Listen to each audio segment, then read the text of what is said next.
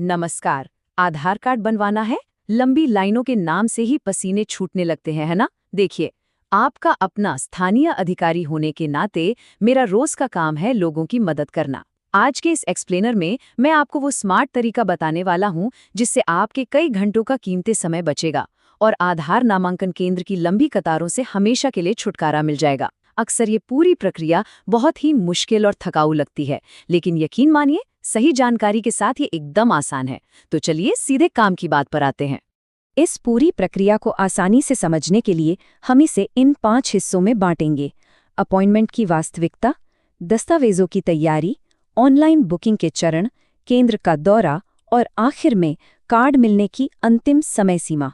भाग 1, अपॉइंटमेंट की वास्तविकता। चलिए देखते हैं कि असल में इस प्रक्रिया से क्या उम्मीद करनी चाहिए। अब देखिए, बहुत से लोगों को लगता है कि अरे सब कुछ तो ऑनलाइन हो जाता है तो पूरा आधार भी घर बैठे बन जाएगा। लेकिन सच कहूं तो ऐसा नहीं है। उंगलियों के निशान और आंखों की पुतलियों का स्कैन, इसके लिए तो आपको एक बार व्यक्तिगत रूप से केंद्र पर आना ही पड़ेगा।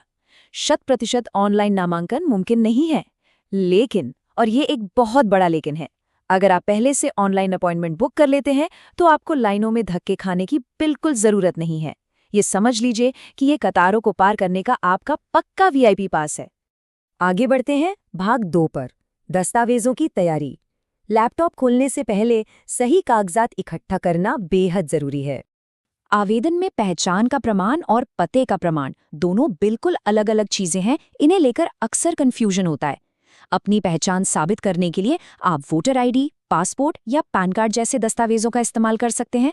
वहीं दूसरी तरफ पते के प्रमाण के लिए राशन कार्ड, बिजली का बिल या बैंक पासबुक चलेगी।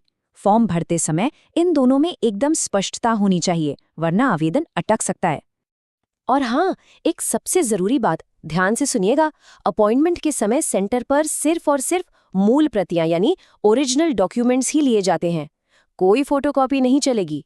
और अगर आप अपने छोटे बच्चों का पंजीकरण करवा रहे हैं तो उनका जन्म प्रमाण पत्र और माता पिता में से किसी एक का आधार कार्ड साथ लाना बिल्कुल मत भूलिएगा। मैंने खुद देखा है, सिर्फ एक कागज सही ना होने की वजह से कई बार फॉर्म रोक दिए जाते हैं। तो अपनी तैयारी एकदम पक्की रखिए। अब आते हैं तीसरे कदम पर, ऑनलाइन बुकिंग के चरण। चलिए अब UIDAI पोर्टल पर चलते हैं और मैं आपको स्क्रीन पर दिखाता हूं कि ये कैसे होता है। हमारी डिजिटल यात्रा शुरू होती है uidai.gov.in वेबसाइट से।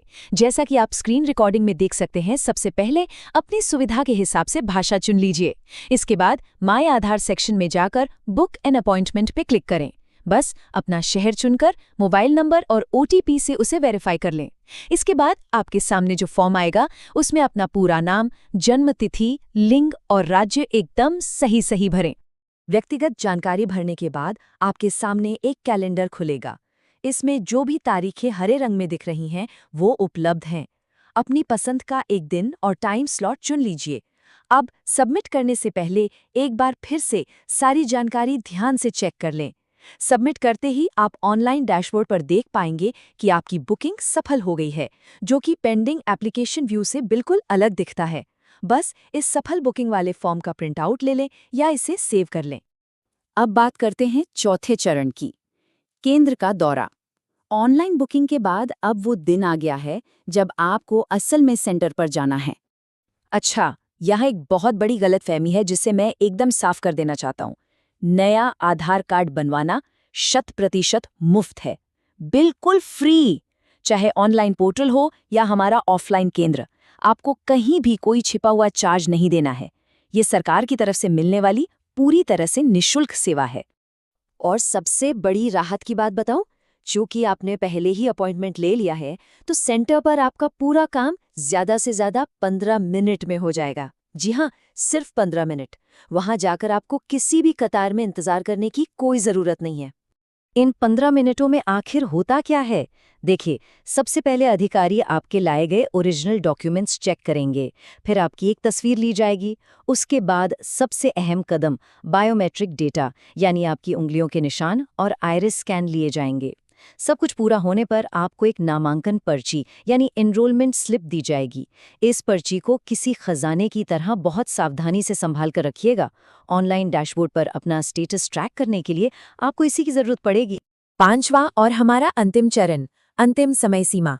चलिए जानते हैं कि सेंटर से बाहर निकलने के बाद आगे क्या होता है।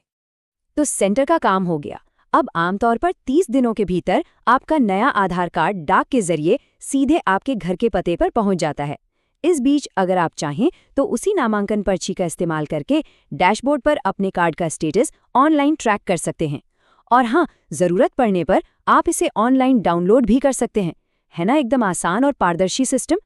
तो अब सब कुछ जानने के बाद सोचने वाली बात यह है, क्या लंबी और उबाऊ कतारों में अपना कीमती समय बर्बाद करना समझदारी है? बिल्कुल नहीं।